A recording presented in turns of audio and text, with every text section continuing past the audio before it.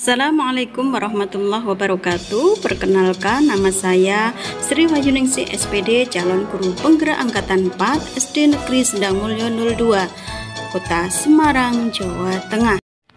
Koneksi antar materi, kesimpulan dan refleksi pemikiran filosofis Ki Hajar Dewantara dalam tugas modul 1.1.A9 oleh Sri Wahyuningsih SPD, calon guru penggerak angkatan 4 Kota Semarang, Provinsi Jawa Tengah.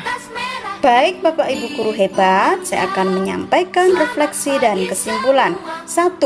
Apa yang saya percaya tentang murid dan pembelajaran di kelas sebelum mempelajari modul 1.1. 2. Apa yang berubah dari pemikiran atau perilaku saya setelah mempelajari modul ini?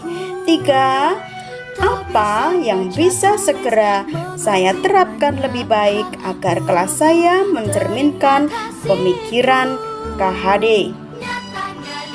Jadi apa yang saya ketahui tentang murid dan pembelajaran di kelas sebelum mempelajari modul 1.1 adalah: yang pertama, saya menuntut murid saya untuk menguasai semua materi yang saya ajarkan. 2. Guru sebagai satu-satunya sumber belajar atau teacher center of learning. Lalu yang ketiga, murid harus mencapai ketuntasan dalam belajar. 4. Pembelajaran yang mengutamakan aspek kognitif dan mengabaikan aspek lainnya seperti keterampilan dan karakter.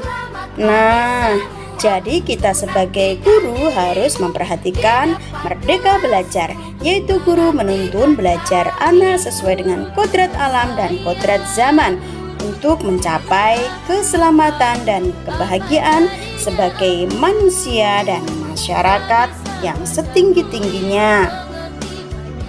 Kita sebagai guru harus mengetahui keinginan anak di dalam belajarnya, cara belajar mereka yang diinginkan seperti apa. Lalu apa yang berubah dari pemikiran dan perilaku setelah mempelajari modul ini? Yang pertama adalah merubah mindset bahwa guru merupakan satu-satunya sumber belajar. Kedua, sebagai pendidik harus mengetahui bakat anak, lalu menuntunnya sesuai kodratnya. Ketiga, tidak hanya fokus terhadap penilaian kognitif saja, lalu lebih memerdekakan anak di dalam belajar, yaitu mengintegrasikan permainan dalam belajarnya. Kemudian, apa yang bisa saya segera terapkan lebih baik agar mencerminkan pemikiran Ki Hajar Dewantara? 1. Membuat kesepakatan kelas bersama murid untuk mewujudkan merdeka belajar. 2. Membuat budaya belajar bersama murid sebagai wujud menghargai nilai budaya. 3. Sebagai pendidik yang dapat memberikan keteladanan kepada peserta didik. 4. Menerapkan pembelajaran yang berorientasi kepada siswa. 5. Pembelajaran berbasis proyek agar peserta didik dapat menemukan pengetahuannya sendiri. Nah, lanjutannya tadi yang bisa segera saya terapkan lebih baik yang mencerminkan pemikiran Ki Hajar Dewantara adalah menerapkan pembelajaran yang berorientasi kepada peserta didik. Lalu yang keempat, pembelajaran yang dibuat nyaman dan senang agar anak tidak tegang dan merasa takut. Kemudian pembelajaran disesuaikan dengan kodrat alam dan kodrat zaman. Yang terakhir, menjadikan permainan sebagai bagian integrasi dalam pembelajaran.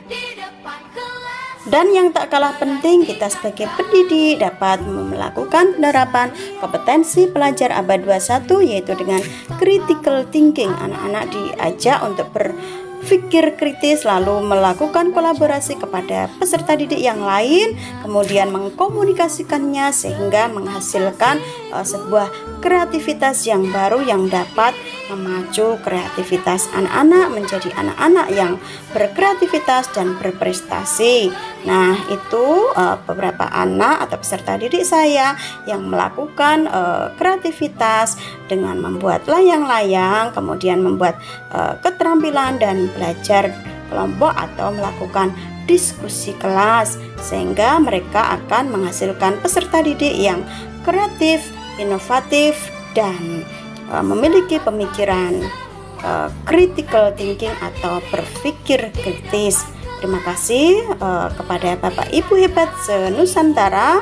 Demikian, mudah-mudahan apa yang saya sampaikan tadi dapat memberikan manfaat kepada Bapak Ibu sekalian. Kurang lebihnya mohon maaf. Wassalamualaikum warahmatullahi wabarakatuh. Salam dan bahagia guru penggerak Indonesia. Guru bergerak, pendidikan Indonesia maju.